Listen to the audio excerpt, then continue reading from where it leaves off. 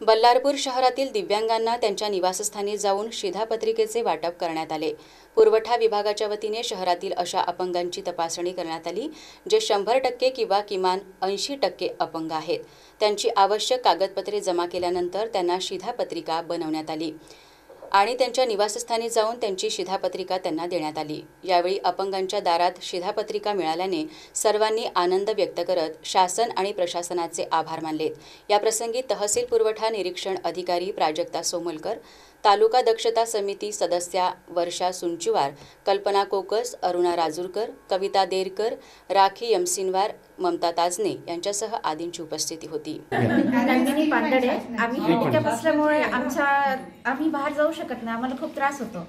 त्याच्यासाठी आम्हाला शासनाकडून तहसील ऑफिसनी आम्हाला हे घरपर्यंत योजना उपलब्ध करून दिली आणि आम्हाला घरपर्यंत हे कार्ड दिला, त्यांचा खूप खूप धन्यवाद आहे। आणि इतकं म्हणून मी आपले 2 शब्द समाप्त करत आहे। शिक्षण अधिकारी या पदावर तहसील कार्यालय बल्लारपूर येथे काम करते।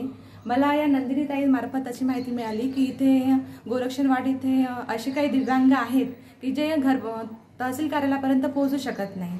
तरी मग त्यांना मी अशी माहिती दिली की आपल्याकडे अंत्योदय स्कीम आहे जी दिव्यांगाकरिता आहे आणि त्यावरती भरपूर सुविधा पण आहे शासनातर्फे।